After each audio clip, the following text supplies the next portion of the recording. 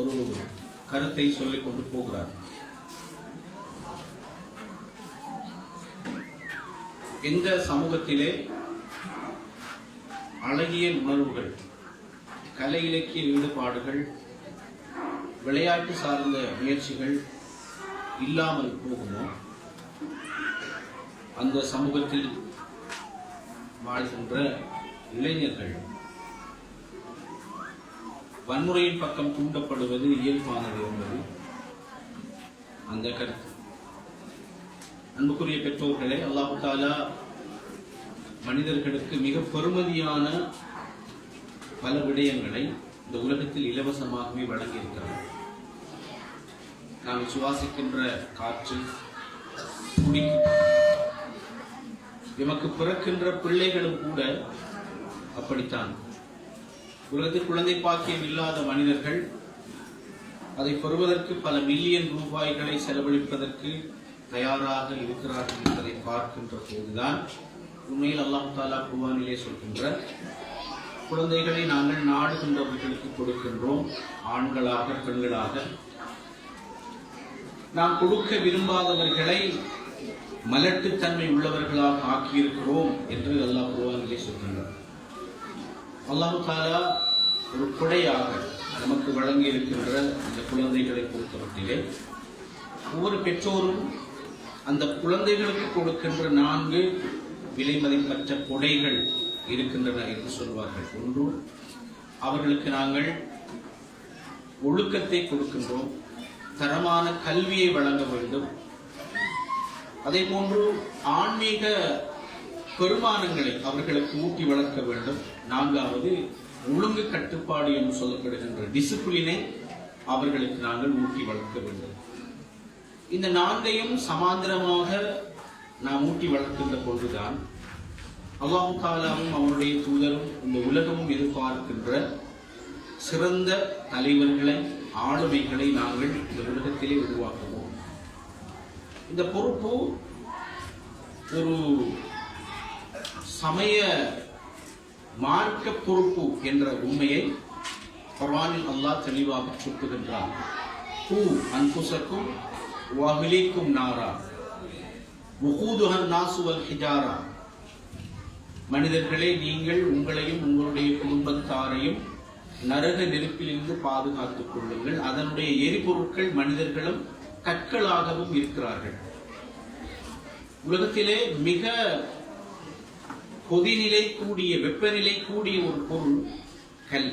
ஒரு ஆய்வின்படி 3 லட்சம் செல்சியஸ் வெப்பநிலை கூடிய ஒன்றுதான் கற்கள் என்று கண்டுபிடித்திருக்கிறார்கள். இவ்வளவு பயங்கரமான ஒரு நரக வேதனையை பற்றி அல்லாஹ் தஆலா எச்சரிக்கின்றான். அதுவும் எங்களுடைய குடும்பத்தை, கணவன் மனைவியை, பிள்ளை குட்டிகளை வளர்த்தெடுத்தல் தொடர்பான பொறுப்பு பற்றி கூறுகின்ற பொழுது அல்லாஹ் தஆலா இந்த நெருப்பு குறித்து எச்சரிக்கின்றான். அன்புக்குரிய பெற்றோர்களே, இந்த குழந்தை வளர்ப்பு தொடர்பாக நமது பிள்ளை நமது பொறுப்பு என்று நாங்கள் பேசுகின்றோம்.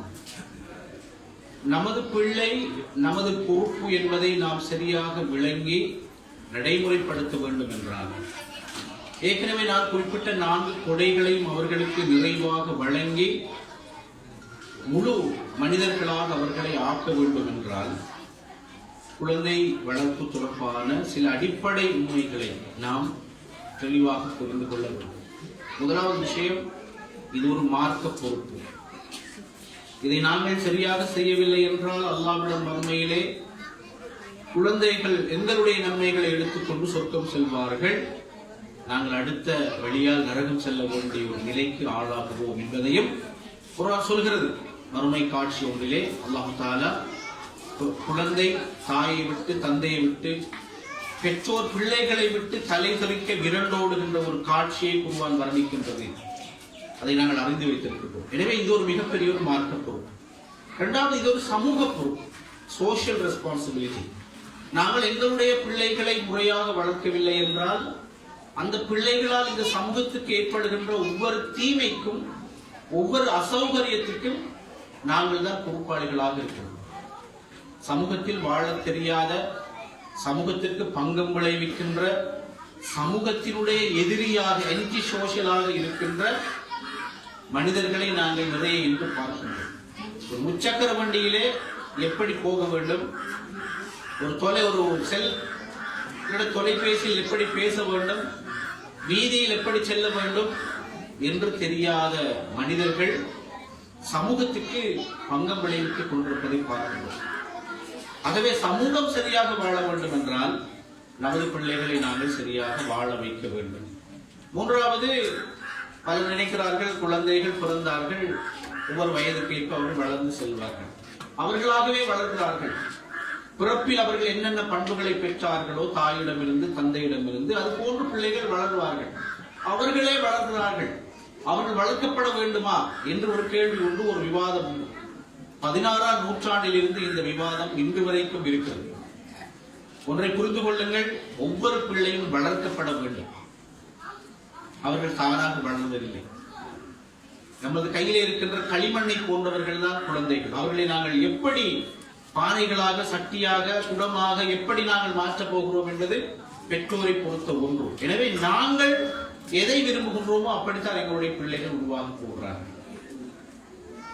நான்காவது விடயம், இந்த பிள்ளைகளை வளர்த்தல் என்பது தாய்மார்களோடு மட்டும் சம்பந்தப்பட்ட ஒன்று அல்ல.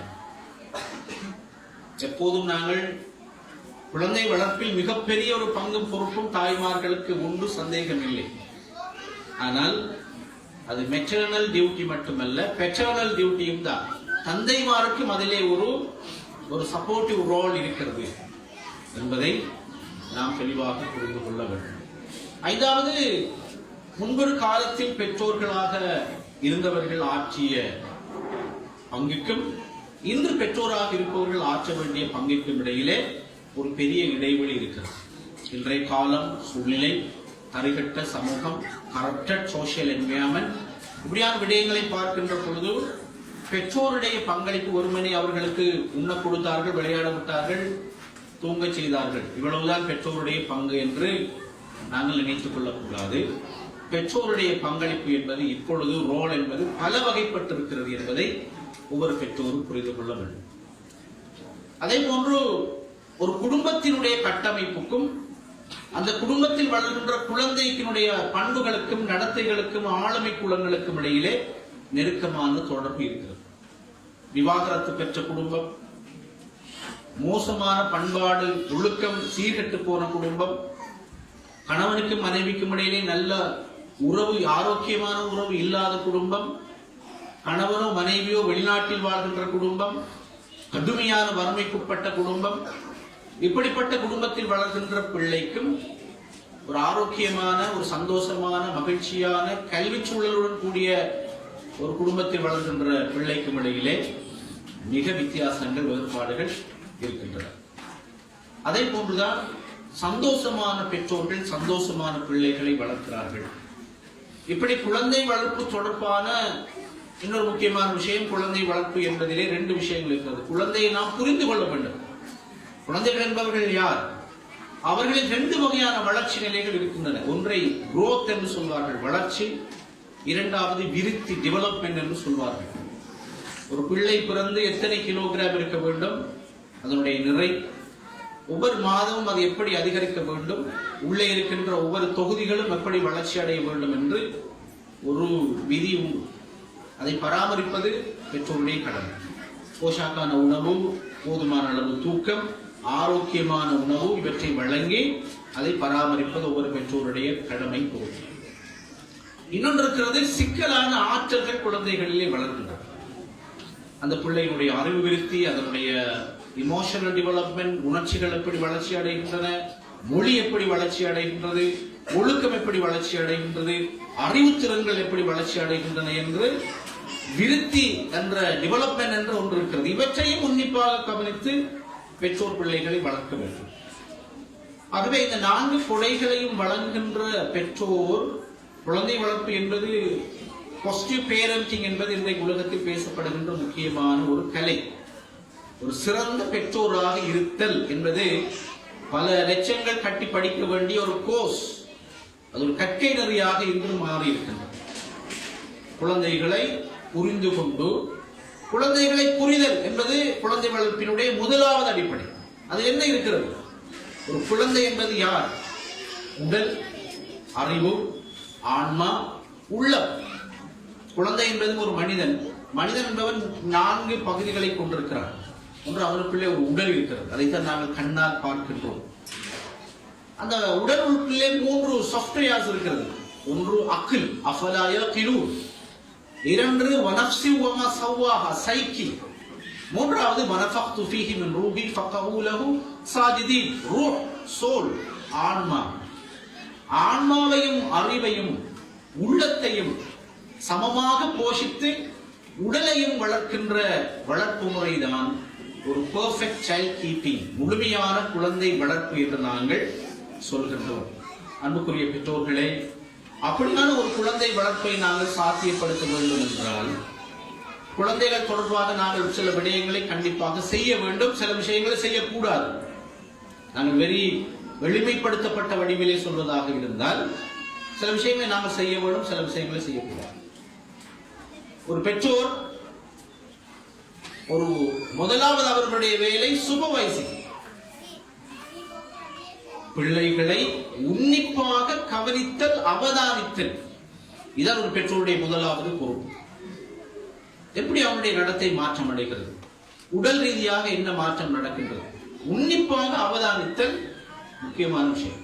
இரண்டாவது, ஒவ்வொரு பெற்றோரும் ஒரு கவுன்சிலராக, பிள்ளையை உளவியல் ரீதியாக புரிந்து கொண்ட ஒரு பெற்றோராக ஒவ்வொருவரும் இருந்தே ஆக வேண்டும். ஏனென்றால் அவனுக்குள்ளே ஒரு உள்ளம் இருக்கின்றது.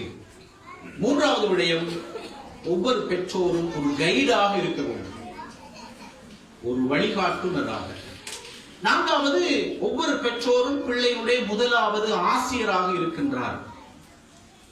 எனவே பிள்ளைகளுக்கு கற்பித்தல் என்ற பணியை ஆசிரியருக்கு முன்பாக முறைசார் கல்வியில் ஆரம்பிக்கக்கூடியவர் ஒரு பெற்றோர். ஐந்தாவதாக, ஆன்மீக பெருமானங்களை வீட்டிலே ஊட்டி வளர்க்கின்ற ஒரு ஸ்பிரிச்சுவல் ட்ரெய்னர் ஒரு பெற்றோர். பிள்ளைகளுக்கு மத்தியில் ஒழுக்கத்தை, இதை செய்யக்கூடாது, இதை செய்ய வேண்டும் என்று வலியுறுத்தி வளர்க்கின்ற ஒரு மாரல் பில்டர் ஒரு பெற்றோர். எல்லாவற்றுக்கும் மேலாக இவை எல்லாவற்றிலும் being a role model, ஒரு முன்மாதிரியாக இருக்கத்தக்கவர்கள் பெற்றோர்கள். ஆக ஒரு கண்காணிப்பாளராக, ஒரு கவுன்சிலராக, ஒரு கைடாக, ஒரு மாரல் பில்டராக, ஒரு ஸ்பிரிச்சுவல் ட்ரெய்னராக, ஒரு ரோல் மாடலாக என்று the multiple roles we have to play. நாங்கள் ஆற்ற வேண்டிய பங்கு பல வகை. சாப்பாடு கொடுத்தோம், தூங்க வச்சோம் என்பதற்கு அப்பால் இந்த எல்லா வகையான பங்கினையும் ஆற்றக்கூடிய பெற்றோராக நாங்கள் இருக்க வேண்டும். அன்புக்குரிய பெற்றோர்களே, இந்த சந்தர்ப்பத்திலே சில முக்கியமான நாம் செய்ய வேண்டிய சில சில டான்ஸ் பற்றி உங்களுக்கு சொல்வது பொருத்தம் என்று நினைக்கின்றேன். முதலாவதாக, எல்லா பெற்றோரும் தங்களுடைய பிள்ளைகளுக்கு கொடுக்கின்ற அடிப்படையான உரிமை, you have to love and care. பிள்ளைகளுக்கு அன்பு காட்டுங்கள், அவர்களை கவனியுங்கள். இதுதான் ஒவ்வொரு பெற்றோரும் பிறக்கின்ற ஒவ்வொரு குழந்தைக்கும் செய்ய வேண்டிய முதலாவது கடமை. ஒவ்வொரு பிள்ளையுடைய முதல் பெறுகின்ற உரிமை அதுதான். ஏன் பிள்ளைகளுக்கு நாங்கள் அன்பு காட்ட வேண்டும் என்பதற்கு 3 காரணங்களை உளவியலாளர்கள் சொல்கிறார்கள். ஒன்று, ஒவ்வொரு பிள்ளைகளுடைய அடிப்படை உளவியல் உரிமைகளில், தேவைகளில் ஒன்று அன்பு. எனவே அன்பு காட்டுங்கள். இரண்டாவது, ஒரு பிள்ளை பிறந்த உடனேயே 100% மூளை வளர்ச்சியோடு பிறப்பதில்லை. அந்த பிள்ளையிலே, அதனுடைய மூளையில், அதனுடைய ஒவ்வொரு செயற்பாட்டுக்கும், மனிதனுடைய ஒவ்வொரு செயற்பாட்டுக்கும் பொறுப்பான மூளையில் ஒரு பகுதி இருக்கின்றது. அந்த பகுதி சரியாக இயங்குகின்ற பொழுதுதான் ஒரு மனிதன் சரியாக இயங்குகின்றான். இன்டெலிஜென்ஸ் என்று சொல்லப்படுகின்ற பகுதிக்கு பொறுப்பாக இருக்கின்ற நியூரல் நெட்வொர்க், ஒரு பிள்ளை பிறந்தவுடன் 100% நியூரல் நெட்வொர்க் வளர்ச்சியோடு அது பிறப்பதில்லை. அன்பு காட்டப்படும் பொழுது நியூரல் நெட்வொர்க்குடைய எண்ணிக்கை அதிகரிக்கிறது. அது எண்ணிக்கை அதிகரிக்கின்ற பொழுது அறிவை திறன்கள், ஞாபக சக்தி, விலங்கு மாற்றல், பிரச்சனை தீர்க்கும் திறன், நியூரல் நெட்வொர்க் அதிகரிக்க அதிகரிக்க ஒரு குழந்தையிடம் அதிகரிக்கிறது. அது எப்படி அதிகரிக்கலாம்? பேரண்டல் லவ்விங் அண்ட் கேரின் ஊடாக அதிகரிக்கலாம் என்பதை ரிசர்ச்சின் ஊடாக இன்று ப்ரூவ் பண்ணி இருக்கிறார்கள். நீங்கள் ஒரு பிள்ளையை இரக்கமாக தொடுகிறீர்கள், முத்தம் கொடுக்கிறீர்கள், தலையை தடவுகிறீர்கள், அன்பாக உரையாற்றுகிறீர்கள், சேர்ந்து விளையாடுகிறீர்கள். இப்படியான தருணங்களிலே ஒரு குழந்தையினுடைய நியூரல் நெட்வொர்க்கினுடைய எண்ணிக்கை அதிகரிக்கின்றது. அது காக்னிட்டிவ் ஸ்கில்ஸை டெவலப் பண்ணுகிறது என்று ஆய்விலே கண்டுபிடித்திருக்கிறார். மூன்றாவது ஏன் அன்பு காட்டப்பட வேண்டும் என்பதற்கான காரணம், ரிசர்ச் செய்தார்கள் அமெரிக்காவிலும் பிரிட்டனிலும் 10 வருடங்கள் சமாந்திரமாக. ஒரு பிள்ளையை நாம் இரக்கமாக தொடுகின்ற பொழுது அந்த பிள்ளையினுடைய உடலிலே ஆக்சிடோசின் OXYTOCIN என்ற ஒரு ஹோமோன் சுரக்கிறது. அது என்ன செய்கிறது என்றால், ஒரு பிள்ளையினுடைய குழந்தையினுடைய உடலிலே நோய் எதிர்ப்பு சக்தியை அதிகரிக்கின்றது. எனவே அன்பு காட்டப்படுகின்ற குழந்தைகள், அந்த ரிசர்ச்சிலே கண்டுபிடித்தார்கள், அன்பு காட்டப்படாத குழந்தைகளை விட நோய் எதிர்ப்பு சக்தி அதிகம் உள்ளவர்களாக இருப்பதை 10 வருடங்கள் சமாந்திரமாக பிரிட்டனிலும் அமெரிக்காவிலும் மேற்கொள்ளப்பட்ட ஆய்விலே கண்டுபிடித்தார்கள். சோ அன்பு காட்டப்பட வேண்டும். இரண்டாவது, குழந்தைகளை நீங்கள் பாராட்ட வேண்டும், ஊக்கப்படுத்த வேண்டும். குழந்தைகளை நீங்கள் சமூகமயமாக்க வேண்டும். பள்ளி வாயில்கள், பங்கன்கள், பொதுக்கூட்டங்களுக்கு அழைத்து செல்ல வேண்டும். பெரிய மனிதர்களோடு உறவாடுவதற்கு, சலாம் சொல்வதற்கு, பேசுவதற்கு இடமளிக்க வேண்டும். இது முக்கியம். அதே போன்றுதான் பிள்ளைகளை நீங்கள் மொழிமயமாக்க வேண்டும். சின்ன பிள்ளையில இருந்தே நல்ல மொழி சொற்களை கொடுக்க வேண்டும். குழந்தை மொழி என்று நீங்கள் உருவாக்கி வைத்திருக்கின்ற மொழியை பிரயோகிப்பது பிள்ளைகளுடைய மொழி வளர்ச்சியை தாமதப்படுத்துகின்றது. மொழி வளர்ச்சி தாமதமானால் சிந்தனை தாமதிக்கின்றது, அறிவு வளர்ச்சி தாமதிக்கின்றது. மம் என்று நீங்கள் சோத்துக்கு சொல்ல வேண்டியதில்லை, சோறு என்று சொல்லுங்க. அதே போன்றுதான் பிள்ளைகளுக்கு நீங்கள் மாரலைஸ் பண்ணுங்கள், ஒழுக்கத்தை கற்றுக் கொடுங்கள். பிள்ளைகளுக்கு டிசிப்ளினை சின்ன வயதிலிருந்து கற்றுக் கொடுங்கள். ஒழுங்கு கட்டுப்பாடு என்பது வேறு, ஒழுக்கம் என்பது வேறு. ஒரு பிள்ளை ஸ்கூல்ல இருந்து வருகிறாரு, அவர் உடுப்ப கலத்தை இங்கேதான் வைக்க வேண்டும், முகம் கால கழுவி கொண்டுதான் சாப்பிட வேண்டும் என்பது வீட்டில் இருக்க வேண்டிய ஒரு விதி. That is a discipline. 9 மணி ஆனால் go to the bed. That is a discipline. எப்படி வீட்டுக்குள் பெற்றோரோடு கதைக்க வேண்டும், உறவாட வேண்டும், அது டிசிப்ளின். இந்த பாருங்க, வீதிகளிலே இரவு 11 மணிக்கு ஒரு ஆட்டோவிலே ஒரு கேட்பதற்கு கழுதையினுடைய குரலை விட மோசமான ஒரு தொனியிலே, விகாரமான ஒரு சவுண்டிலே ஆட்டோ ஓட்டு கொண்டு போகிறார்கள். ஒரு 3 மாத குழந்தையை கஷ்டப்பட்டு ஒரு மணித்தியாலமா தூங்க வைக்கின்ற ஒரு தாய் படுகின்ற பாடு. அந்த குழந்தையை தூங்க அப்பதான் வைக்கிறது, பக்கத்தாலே ஒரு ஆட்டோ ஒன்று என்று போகுது, உடனே குழந்தை. டிசிப்ளின். டிசிப்ளின் என்றது ஒழுக்கத்தை விட முக்கியமான விஷயம். எங்களோட சமூகத்தில் இன்றைக்கு ஆகப்பெரிய மிஸ்ஸிங் டைமென்ஷன் நான் டிசிப்ளின். பஸ்ஸுக்குள்ள போக 5 நிமிஷத்துல ஒரு விகாரமான டோனில் ஒரு போன் அலரும். நினைச்சு கொள்ள வேண்டிய சோழன் தான். டக்குன்னு எடுக்கவும் மாட்டான். பாப்பா யாரு கடன் செக் மாறாத எடுக்கானா, கடன் கொடுக்க வேண்டிய எடுக்கானா, என்ன ஆன்சர் சொல்றது. நடுவில் வந்து கொண்டு பார்த்து கொண்டே பக்கத்தில் 2 முஸ்லீம் அல்லாத 2 பேர் முறைச்சு பார்க்கலாம். ஒரு அப்படி போன் ஒன் பண்ணி போட்டு ஹலோ போனை வச்சு போட்டு கட்சாலும் பேருக்கு மங்கல அப்படி கஷ்டம். பிள்ளைகளுக்கு சொல்லிக் கொடுக்கும். டிசிப்ளின். இது சும்மா 50 வயசுல வராது. ஒரு ஆளோட என்னோட உரையாடுகின்ற பொழுது அவருக்கு கேட்கிற மட்டும் தான் நாம உங்களோட வால்யூமை வச்சுக்கணும். சில ஆள் பேசுவாங்க 50 பேருக்கு கேட்கிற மாதிரி, பார்த்தா ஒரு ஆள் தான் முன்னே நிற்பான். டிசிப்ளின். பப்ளிக் பிளேஸ்ல போய் எப்படி நாங்க இயங்குகின்றோம், எக்கச்சக்கமான இஷ்யூஸ் இருக்கிறது. டிசிப்ளின். சோ உங்களோட பிள்ளைகளை நீங்கள் மேக்சிமம் டிசிப்ளினை நீங்கள் கற்றுக் கொடுக்கணும். முக்கியமான விஷயம். அன்புக்குரிய பெற்றோர்களே, எப்படி வீட்டிலே நீங்கள் கற்றுக் கொடுங்க. இந்த கற்றுக் கொடுத்தல் என்றது மிக முக்கியமான ஒன்று.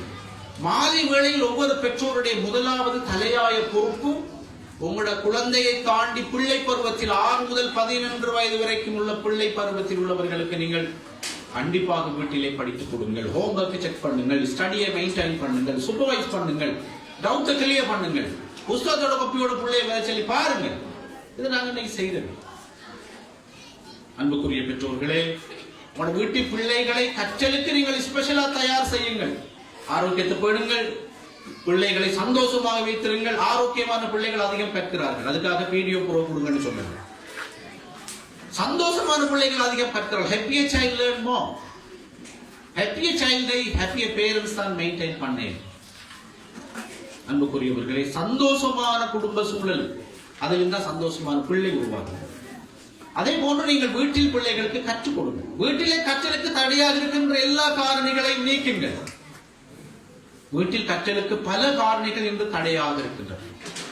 நாங்கள் ஒரு உள்ள சிறப்பாக கற்பதற்கு மிகச்சிறந்த நேரம். ஏன் நாங்கள் கற்றலை பற்றி விசேடமாக பேசுறோம்ங்கிறத நீங்க விளங்கிக் கொள்ளணும். இன்றைக்கு கடந்த லாஸ்ட் 3 இயர்ஸ் யூனிவர்சிட்டிக்கு போகின்ற முஸ்லிம் பிள்ளைகளிலே 63% கேர்ள்ஸ். லாஸ்ட் 3 இயர்ஸ் 63% என்றால் மிச்சமாக இருக்கின்ற 37% தான் பாய்ஸ் போறாங்க. கம்பஹா டிஸ்ட்ரிக்ட்ல இருக்கின்ற 21 முஸ்லிம் பாடசாலைகளிலே 19 செகண்டரி ஸ்கூலுக்கு நீங்க போங்க, லேடிஸ் ஜென்ஸ் டீச்சர் ரேஷியோ எடுத்து பாருங்கள். எவரேஜ் 75, சில ஸ்கூல்ல 90-95, எவரேஜ் 75. இதை நான் பின்னடைவு என்று சொல்லவில்லை. But there is a problem. அது ஒரு பிரச்சனை உண்டு. Class room management, effective teaching, syllabus coverage, எக்கச்சக்கமான இஷ்யூஸ் இருக்கிறது. குறைஞ்சது 50-50 ஆவது இருக்க வேண்டும். படிக்கிறாங்க, ஆம்பளை படிக்கிறாங்க. படிக்காதவன் இந்த சமூகத்தில் இருப்பது என்பது நீங்க நினைச்சு கொள்ளுங்க, இந்த சமூகத்திற்கு ஒரு மிகப்பெரிய ஒரு பாரம். அமெரிக்காவில் ஒரு ஆய்வு செய்தார்கள், ஒரு ஜெயில உள்ள கைதியை மெயின்டைன் பண்றதுக்கு போற காஸ்ட் ஸ்கூல்ல படிக்கிறவர்களுக்கு கவர்மெண்ட் கொடுக்கிற மானியத்தில் கொடுக்கிற காஸ்டை விட 3 மடங்கு கூட. சோ மேக்ஸிமம் கிரைமை ஒழிச்சு கல்வியை கூட ஊக்குவிக்கிறதுக்கு அமெரிக்கா ஒரு ப்ராஜெக்டை கொண்டு வந்திருக்கிறார்கள். எஜுகேஷன் இல்லை என்றால் ஒன்றுமே இல்லை என்பது மட்டுமல்ல, எல்லாம் போய்விடும். சோ அன்புக்குரிய பெற்றோர்களே, கல்விக்கு நீங்கள் முக்கியத்துவம் கொடுங்கள். நாங்கள் கொடுக்கின்ற ஒழுக்கம், ஒழுங்கு கட்டுப்பாடு, ஆன்மீக பெருமானங்கள் என்பவற்றிலே முக்கியமான ஒன்று குவாலிட்டி எஜுகேஷன். அதை நீங்கள் கண்டிப்பாக கொடுங்கள். கற்றலுக்கு தடையாக பெற்றோர் இருக்க வேண்டாம். சிறப்பாக கற்பதற்கு சிறந்த நேரம் மாலை 6 மணி முதல் 9 மணி வரை, அதிகாலை 4 மணி முதல் 8 மணி வரை. இந்த 2 நேரத்திலும் 2 ஷைத்தான் எங்களை வழிகெடுக்கிறார். ஒருவர் தலானிக்கு கீழால் இருந்து வருகின்ற ஷைத்தான், இன்னொருவர் நெஞ்சனாக்குள்ளார் இருந்து வர ஷைத்தான். நிறைய பெற்றோர்கள் இன்று என்ன செய்கிறார்கள் என்றால், பகலையில சேர்த்து ராவைக்கும் கறியை சமைச்சிட்டு துறைக்கிட்ட பானை ரொட்டியை வாங்கிட்டு வந்து போட்டு 6 மணி முதல் 10 மணி வரை மெகா சீரிஸ் பார்த்து கொண்டிருக்கிறார். இது நாங்கள் எங்களுடைய பிள்ளையுடைய கல்விக்கு தடையாக இருக்கின்றோம். அன்புக்குரிய பெற்றோர்களே, அதை தவிர்த்து கொள்ளுங்கள். இந்த நேரத்தில் நீங்கள் தொலைக்காட்சி செய்திக்காக மட்டும், அதுவும் இன்றைக்கு தேவையில்லை. புருனை சுல்தானுடைய அரண்மனைக்கு முன்னால 2 சிக்னல் கார்டு இருக்கிறது. ஒன்று ரெட், இரண்டாவது லைட். உலகத்தில் எங்கேயாவது ஒரு அரசாங்கத்தில் உள்ளவர்கள் பொய் சொன்னால் ரெட் 10 உண்மை சொன்னால் இந்த கிரீன் 10. அப்ப ஒரு கடந்த ஒரு 20 வருஷமாக ஒரு நாளைக்கு ரெட் கலர் 15-15 நிமிஷம் 3 நேரம் பத்திக்கொண்டே இருக்கிறான். கண்டினியூவாக ரெட் லைட். வருஷம் கேட்டதான் எங்க ஒரு அரசாங்கத்தில் பொய் சொல்றாங்கப்பா, போய் தேடி பாருங்க. அங்க எல்லாம் தேடி பார்த்துட்டு வந்து சொன்னா, ஓ உண்மைதான் நீங்க சொன்னது. ஒரு நாளைக்கு 3 தரம் 15 நிமிஷம் கண்டினியூவா ஒரு கவர்மெண்ட் பொய் சொல்றது. என்னது? இலங்கை அரசாங்க ஊடகங்களிலே செய்தி வாசிக்கிறாங்க. இதை நீங்க கேட்டு உங்களோட டைம் வேஸ்ட் பண்றது தேவையில்லை. பெஸ்ட் டைம் பிள்ளைகள் படிச்சுக்கணும். அதே போல இந்த குழந்தை வளர்ப்பிலே சில டோன்ட்ஸ் இருக்கிறது. கண்டிப்பாக நீங்கள் செய்யவே கூடாது. Don't compare your child. Parents பிள்ளைகளுக்கு படிச்சு கொடுக்குறதில்ல, மாதிரி பிறகு ஏதாவது பாடம் சொல்லி கொடுக்குறதில்ல, ஹோம்ஒர்க் பாரு ஒன்றுமே செய்யறதில்ல. சில பேரண்ட்ஸ் இயர் அண்ட் எக்ஸாமினேஷன்ல ரெக்கார்ட் புக் எடுக்க பாப்போம் சொல்லி பாக்குறாரு. ஒரு ஊர்ல அப்படி நடந்தது ஒரு சம்பவம். மகண்ட ரெக்கார்ட் புக்கை பார்த்து போட்டு மார்க்ஸ் எல்லாம் பார்க்கறது எல்லாம் 60 கீழே தான். பொப்பியை தூக்கி வீசிட்டாரு. அவங்க போறாரு. அவருக்கு ஆத்திரம் பொறுப்பு இல்லை. அவர்கிட்ட கேட்கிறாரு, பக்கத்து விட்டு அவனுக்கு என்னடா அவனோட கிளாஸ்மேட். அவன் சொல்றாங்க, அவனுக்கு மேக்ஸ்ல 190, சயின்ஸ்ல 80, எல்லாத்துலயும். பாப்பாவுக்கு கோவம் சொல்றாரு, நீ 2 பேரும் ஒரு ஸ்கூலாலே படிக்கிற, ஒரே கிளாஸ், ஒரே ஆட்டோ, ஒரே டீச்சர், ஒரே பாடம், எப்படி அவனுக்கு 50 அவனுக்கு 90 வந்துச்சு? அவன் எல்லாத்தையும் கேட்டு போட்டு என்ன தெரியுமா சொன்னா, நீ சொன்ன எல்லாம் சரி வாப்பா, எல்லாம் உண்டுதான், சின்ன ஒரு டிஃபரன்ஸ் இருக்கு. அவனோட அம்மா அப்பா வர எங்கட அம்மா அப்பா டிஃபரன்ஸ். ஸோ உங்களோட பிள்ளைதான் மெட்ஸில் 50 எடுக்கையிலும் சித்திர பாடத்தில் 90 எடுக்கையிலும் வாரம் வாரம் உனக்கு 60 எடுக்கையிலும் நீங்க அப்ரிசியேட் பண்ணணும். அதை விட்டு கம்பேர் பண்ணி பிள்ளையை மட்டம் தட்ட வேணும். இரண்டாவது, டோன்ட் பிரைப் யுவர் சைல்ட். உங்களோட பிள்ளைக்கு லஞ்சம் கொடுக்க வேண்டாம். குழந்தை வளர்ப்பு முறையில் பார்த்து கையாளுகின்ற ஒரு வழிமுறை இருக்கிறதா, நீங்க 90 மேட்ச்ல இருந்த ஒரு மகன் உங்களுக்கு நான் ஒரு சைக்கிள் வாங்கி தருகிறேன். இதை கேட்கின்ற பிள்ளையினுடைய அடிப்படை உளவியல் என்னன்னா, 90 நீங்க எடுக்க ஏனா எடுத்தால் இஃப் தென் எடுத்தால் என்றதை காட்டுது, எடுக்கக்கூடிய உண்டல்ல அண்டர்ஸ்டாண்டிங். சோ நல்ல விஷயங்களுக்கு இயல்பாக தூண்டுங்கள், செய்து முடிச்சது போல ஒரு ரிவார்டை கொடுங்கள். That's the best approach. ஏன் இதை சொல்கிறோம் என்றால் 2 காரணத்துல உண்டு. எப்பொழுதும் இந்த உலகத்தில் ஒரு மனுஷன் செய்யற நல்லதுக்கு ஒவ்வொன்றும் உடனடியா முடிய ரிவார்ட் கிடைச்சிடும் என்ற நம்பிக்கையை நீங்கள் வளர்க்க வேண்டாம். இரண்டாவது, அப்படி தெரிகின்ற கெப்பாசிட்டி பெற்றோருக்கு எப்பொழுதும் உண்டு என்ற ஒரு செய்தியை நீங்கள் கொடுக்க வேண்டாம். அப்படி தர முடியாத ஒரு நிலைமையும் ஒரு பெற்றோருக்கு வரலாம் என்பது உணர்த்தப்பட வேண்டும். So don't bribe. நல்லது செஞ்சது கூட கொடுப்போம். இன்னொன்று, உங்களோட பிள்ளைகளுக்கு பயம் காட்டி வளர்க்கிற பெற்றோர்கள் இருக்கிறாங்க. பயம் ஊட்டுறது. அந்த ரூமுக்குள்ள மகன் தனியை பேய்த்திராதுங்க, லைட்டு போட்டுட்டு போங்க, நானா கூட்டிட்டு போங்க, ரோட்டு பேய்த்திராதுங்க, நொறி அடிக்கும், பஸ் வரும், வேன் வரும். இந்த வாகனத்தை பத்தி ஒரு போபியாவை 3 வயசுல உள்ள புள்ளோட அன்கான்சியஸ் மைண்ட் அப்படியே ஒப்ரஸ் பண்ணி வச்சா, கல்யாணம் முடிச்சு புள்ள பெற்று பேர புள்ள கண்டது போறோம், அந்த அளவுக்கு ரோட்டு ஒரு வேனை கண்ட ஒரு நடுக்க கொண்டு வரும், உங்களுக்கு சிரிப்பு வருது. அந்த உண்மைதான். இந்த ஒப்ரஸ்ட் ஃபியர் என்றது பயங்கரமான ஒன்று.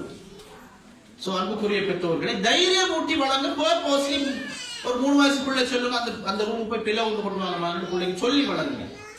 Don't hate your child. உங்களோட பிள்ளைகளை நீங்கள் வெறுக்க வேண்டாம். 4 பிள்ளைங்க ஒரு பிள்ளை குடும்பத்தனம் உள்ளதாக இருக்கும். நாம் என்ன செய்யறோம், அந்த பிள்ளைய வெறுப்பு வந்து கடைசியில் அந்த பிள்ளைகிட்டே நேரடியா சொல்ற பெற்றோருக்கு எப்படி வீட்டிலேயே கம்பேர் பண்ணுவாங்க. இங்க பாரு புள்ளண்டா இவன்டான, நீ ஒரு பிள்ளையா, எப்படி புள்ள அந்த பிள்ளை ஒழுங்குண்டா ஒழுங்கு இருக்கின்றா இருக்கு, கூடத்தை கொடுத்து சாப்பிட்டு பேசாம இருக்கிறான், அவன் தான் அந்த பிள்ளை அப்படின்னு நல்ல பிள்ளைக்கு நாங்க வரைவிலக்கணும். அவன் பிள்ளையே இல்லை, அவன் ரோபம். ஒழுங்குண்டா ஒழுங்கு இருக்கிறான், அவன் ரோபம், பிள்ளையா. இந்த கூத்தார குடம் எடுக்க கூரைக்கு மேல வர்றான், படியில வர்றான், குளக்க பாக்குறான், மரத்துக்கு மேல வர்றான், அவன் தான் உண்மையான பிள்ளை. ஏன் அவன் இயங்குகின்றான், அவன் செயல்படுகின்றான், அவன் சிந்திக்கின்றான், அவன் தான் புள்ள. நான் டொய்சம் வாங்கி கொடுத்து 1/2 மணி நேரம் உடைச்சு தூளாக்கி உப்புண்டா கலத்தி போடுறானே, அவன் தான் உண்மையான புள்ள. Global learner. அவன் லேர்னர்ல ஆகப்பெரிய தரம் குளோபல் லேர்னர். இன்னொரு புள்ள பாருங்க, அந்த காரம் 1/2 மணி நேரம் விளையாடி போட்டு துறைச்சு கொண்டே போட்டு கபடி வச்சு மூடி போய், அவன் தான் அவனுக்கு நல்ல புள்ள. அவன் நல்ல புள்ள இல்லை, அவன் ரொம்ப. So don't hate. ஹேட் பண்ணப்படுற பிள்ளைகள் என்ன செய்யறாங்கன்னா, கணிப்பு தேவை நிறைவேற்றப்படவில்லை, உதர்மான கணக்கு எடுக்கிறாங்க. கிளாஸ் ரூம் போனா டீச்சரும் கணக்கு எடுக்கிறாங்க. என்ன செய்யறாங்க, இப்ப அப்நார்மல் பிஹேவியரில் ஈடுபட்டு அசாதாரண நடத்தைகளை செய்து அவர் எல்லோருடைய கவனத்தையும் பறிக்கின்றார். So don't hate your child. ஒரு புள்ள அப்படி இருக்குது, நாங்க வெறுக்க தேவையில்லை. சோ அன்புக்குரிய பெற்றோர்களே, அதை போன்றுதான் எல்லா நேரமும் பிள்ளைகளுக்கு நீங்கள் அடிக்கப்படும். எல்லாத்தையும் அடி. இப்படி அடிபடுற பிள்ளையோட சைக்காலஜி என்னென்ன ஆய்வு செய்திருக்கிறார்கள். தவறுகள் எல்லாம் செலவுகள், அடிகள் எல்லாம் வரவுகள் என்ற புத்தகத்தை தன்னுடைய சைக்கியில் அது பேணுகின்றது. என்ன இப்ப உதாரணமா சொல்லுவேன், கிளாஸ் ஒவ்வொரு புள்ள போய் நேற்று டீச்சர் ஒரு தவறு செஞ்சு அடிச்சாரு, முன்னாடி அடிச்சாரு, இன்றைக்கு பார்த்து தவறு செய்ய விரும்புகிறான். ஏன் தெரியுமா, தவறு செய்யறதுக்கு முன்னே அவன் யோசிக்கிறான், என்னன்னா நேற்று கதிரே ஒரு கல்லுட்டம் ஒரு அடி அடிச்சார், இன்றைக்கு என்ன செய்யப்படாது, அதே அடி ஒன்று அடிக்கப்படாது, நீ தள்ளுதான். That is their psychology. So அன்புக்குரிய பெற்றோர்களே, don't punish them always. இந்த பெரும்பா என்னரும் எடுத்தா பெரும்பு மரியாதை இல்லை, அழிக்கிறவனும் மரியாதை இல்லை, எடுங்கள் லாஸ்ட். சோ இப்படி நிறைய டூஸும் டோன்ஸும் இருக்க எக்கச்சக்கமான விஷயங்கள், அதை எல்லாவற்றையும் இங்கே உங்களுக்கு விளங்கப்படுத்துவதற்கான நேரம் இல்லை. இதை ஏன் நான் சொல்கிறேன் என்றால், பிள்ளை என்று சொல்ல என்ற சொல் இந்த தீமிலே பிறந்ததிலிருந்து 6 வயசு உள்ள பிள்ளையை செல்லல. அதைத்தான் நான் இங்க பேசிக் கொண்டிருக்கின்றேன். இந்த தீம் சொல்லுது என்ன, 18 வயசு வரைக்கும் புள்ளதான். The end mark of childhood is 18 years old. அதான் இன்டர்நேஷனல் லோல வந்து 18 வயதுல உள்ளவன் சிறுவன், 18 வயதுல உள்ள ஆள் சிறுமி, அதுக்கு பிறகுதான் adult. சோ பெற்றோரோட புரிந்து கொள்ளுங்க, 6 வயசு தொடக்கம் 13 வயசு வரை உள்ள பிள்ளை பருவம், 13 தொடக்கம் 19 வரைக்கும் உள்ள teenage, adolescents, adults. According to Quran, Luqman, Ibrahim நபிமார்களுடைய குழந்தை வளர்ப்பு முறை பற்றி குர்ஆன் பேசுகிறது. There are 2 models in Quran. அது நீங்க பாத்தீங்கன்னா ஒரு மகனை திருமணம் செய்து கொடுத்ததுக்கு பிறகு ஒரு தந்தை அவருக்கு உபதேசம் செய்கின்றவராகவே இருக்கிறார். That's a Quranic concept. அப்ப நான் இங்க இந்த எமது பிள்ளை எமது பொறுப்பு என்ற இந்த தீமை நீங்க விளை கொள்ளுங்க. வெறுமனே இந்த குழந்தை பிள்ளை மட்டும் இது சொல்லவில்லை. ஆனால் 13 வயதுக்கு பிறகு வருகிற டீனேஜ் அடாலசன்ஸ் எல்லோரும் திடீர்னு வானத்திலிருந்து தொப்புண்டு கீழே விழவில்லை. அவங்க எங்கிருந்து வந்தாங்க? இந்த சைல்ட்ஹுட்ல இருந்து தான் வந்திருக்கிறார்கள். The bitter childhood யாருக்கு கிடைக்குமோ அது மோசமான டீனேஜ் உள்ளவராக இருக்கும், சந்தேகம் இல்லை. பெட்டர் சைல்ட்ஹுட் யாருக்கு கிடைக்குமோ அது பெட்டர் டீனேஜராகவும் அடாலசன்டாகவும் இருக்கும், சந்தேகம் இல்லை. அதனால தான் நாங்க சொல்றோம், குழந்தை பருவத்தில் உங்களோட பிள்ளைக்கு நல்ல பெட்டர் எக்ஸ்பீரியன்ஸ் கொடுங்கோ. சந்தோஷமான மகிழ்ச்சியான நல்லொழுக்கங்களை ஆன்மீக பெருமானங்களை குழந்தை பருவத்திலே நீங்கள் ஊட்டி வளர்த்தீர்கள் என்றால் தான் டீனேஜ் அவர்கள் நல்லவர்களாக வல்லவர்களாக சிறந்தவர்களாக சாலியானவர்களாக வலதும் சாலிகும் எதோலவாக இருப்பார்கள். இது என்ன நடக்குது? பிள்ளைய 5 வயசுல 4 வயசுல ஒரு வளர்த்து கொண்டு பிறகு கண்காணிப்பு சூப்பர்வைசன் அது இது ஒன்றுமே இல்லை.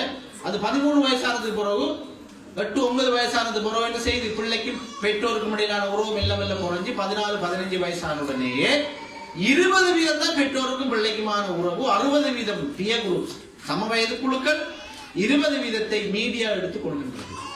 இதான் உலகத்தில் அந்த ரிசர்ச் உடைய முடிவு. அப்ப எல்லா பிள்ளைகளுக்கும் பெற்றோருக்கும் இடையில் எங்க பிரச்சனை வருதுன்னா 13-14 வயதாகின்ற பொழுது ஒரு இடைவெளி ஏற்படுகிறது. அதை சொல்வார்கள் ஜெனரேஷன் கேப் என்று. அது எல்லா பிள்ளைகளுக்கும் வரும். ஆனால் புத்திசாலித்தனமான பெற்றோர் கவனமாக இருக்க வேண்டிய பாயிண்ட் என்னன்னா அந்த கெப் மேக்சிமம் குறைகின்ற வகையில் பிள்ளைகள் வளர்க்கப்பட வேண்டும். அப்படி வளர்க்கலாமா? பிள்ளைகளை கண்டிப்பாக வளர்க்கலாம். எப்படி வளர்ப்பது என்றால், உங்களோட பிள்ளை 5 வயசுல இருந்தே பிறந்ததுல இருந்த நீங்க ஒரு ஃப்ரெண்டாக நினைச்சு வளருங்கோ. ஃப்ரெண்ட்ஷிப்பாக பிள்ளைகளோடு நீங்கள் பழகுங்கள். அந்த கேப் கண்டிப்பாக குறையும். அன்புக்குரிய பெற்றோர்களே, இல்லை என்றால் இந்த கேப் கூடுவதுதான் என்று இருக்கிற பிரச்சனை. கேப் கூடினால் சூப்பர்விஷன் முற்றாக இல்லாமல் போய்விட்டால் புள்ள எங்க போறான், யாரோடு செய்யறான், யாரோட பழகிறான். 13 வயசான என்ன தெரியுமா நடக்குது? பிள்ளையோட உடம்புல புதிய புதிய ஹோமோன்ஸ் இருக்கு. சுரந்தா பெற்றோரிடம் ஷேர் பண்றதுக்கு பிள்ளைகள் வெட்கப்படுகிறார்கள். நண்பர்களோட தான் எல்லாத்தையும் ஷேர் பண்ணுகிறார்கள். அவருடைய லட்சியம், கனவு, ஆசை, எம்பிஷன் எல்லாம். இது மேக்சிமம் குறைக்கப்பட வேண்டும். ஒரு 15 வயசு ஆம்பளை பிள்ளைய கடமைக்கு ஒருக்கா வேண்டும் ஒரு தந்தை கட்டி பிடிக்க வேண்டும். ஒரு 10ஆம் ஆண்டு 11ஆம் ஆண்டு ஸ்கூலுக்கு போற ஒரு ஆம்பளை பிள்ளைய ஸ்கூலுக்கு போற நேரம் ரெடி ஆக்கி அதனுடைய நெத்தியிலே முத்தம் கொடுத்து விட்டு தானும் அந்த பிள்ளையிடம் ஆம்பளை பிள்ளைந்து முத்தம் வாங்கக்கூடிய ஒரு தாயாக ஒரு தாய் இருக்க வேண்டும். அதுதான் உண்மையான குழந்தை வளர்ப்பு முறை. நாங்க இதுல ஒரு கெப் பண்ணி பார்க்கிறோம். என்ன, அவன் பெரிய பிள்ளை, அவனுக்கு நான் முத்தம் கொடுக்கிறது, அவரிடம் இது வாங்குறது உங்களோட பிள்ளை. That's all. இது இஸ்லாம் காட்டுகின்ற வழிமுறை. உலகத்தில் மிக உன்னதமான வழிமுறை இதுதான். இது இல்லாததால் என்ன நடந்துச்சுன்னா அந்த கேப் கூடி இமோஷனலி பாதிக்கப்பட்டிருக்கிற பிள்ளை அந்த லவ்விங் அண்ட் கேரை எதிர்ப்பாளரிடம் போய் வேண்டுகின்ற அந்த பிரச்சனையில் மாட்டுகின்ற ஒரு சிக்கலுக்கு நாங்கள் பிள்ளையை தள்ளுகின்றோம். அன்புக்குரியவர்களே, 13 வயசுல உள்ள பிள்ளைக்கு நீங்க சொல்லுங்க, லவ் என்ற ஒரு பிரச்சனை வருமாப்பா உனக்கு, நீ அதுல பேசுறாது, இது பிரச்சனை, இது அந்த ஹோமம் பிரச்சனை விளங்கப்படுத்துவோம். இதுல மூக்கள் ஒழிக்கிறதுக்கு மறைக்கிறதுக்கு ஒன்றுமே இல்லை. அந்த லவ் நீங்க தொடர்ந்து பிள்ளைக்கு 13 வயசுக்கு பிறகு கொடுங்க, மேக்சிமம் அதை கொடுங்க.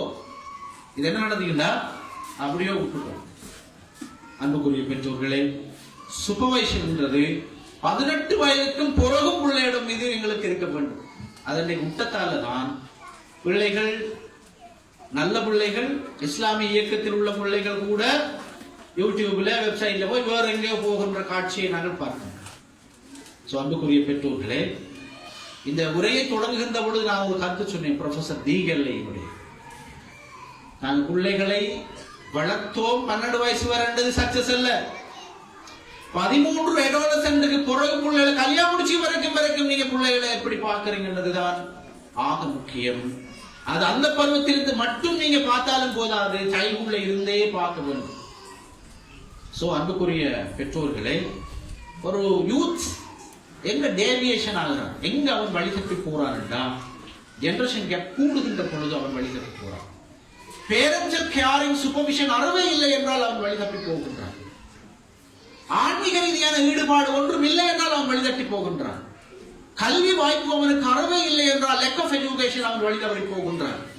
மோசமான நண்பர்களோடு அவன் சேருகின்ற பொழுது peer pressure-க்கு உட்பட்டு வழிதவறி போகின்றான். இதுதான் பிள்ளைகள் வழிகட்டு போவதற்கான காரணம். கடைசியாக நான் சொல்லி இந்த உரையை நிறைவு செய்கின்றேன். இந்த நாட்டில் நாம் ஒரு சிறுபான்மையாக வாழ்கின்றோம். முஸ்லிம்கள் மட்டும் இந்த நாட்டில் வாழவில்லை. இந்த நாட்டிலே ஒரு பன்மைப்பாங்கான ஒரு multi ethnic, multi religious, multi cultural, multi linguistic கான்டெக்ஸ்டிலே we have been living. நம்மை சூழ முஸ்லிம் அல்லாதவர்கள் இருக்கிறார்கள். ஒவ்வொரு பெற்றோரும் நமது பிள்ளை நமது பொறுப்பு என்ற இந்த தீமை ஏற்றுக்கொள்கின்ற ஒவ்வொரு பெற்றோரும் மனதில் வையுங்கள். இந்த நாட்டில் ஒரு முஸ்லிமாகவும் இலங்கையனாகவும் வாழ்கின்ற பிள்ளைகளைத்தான் நாங்கள் எதிர்காலத்திலே உருவாக்க வேண்டும். உருவாக்குகின்ற கடமைப்பாட்டை ஏற்றிருக்கின்றோம். வெறுமனே முஸ்லிமாக மட்டுமல்ல,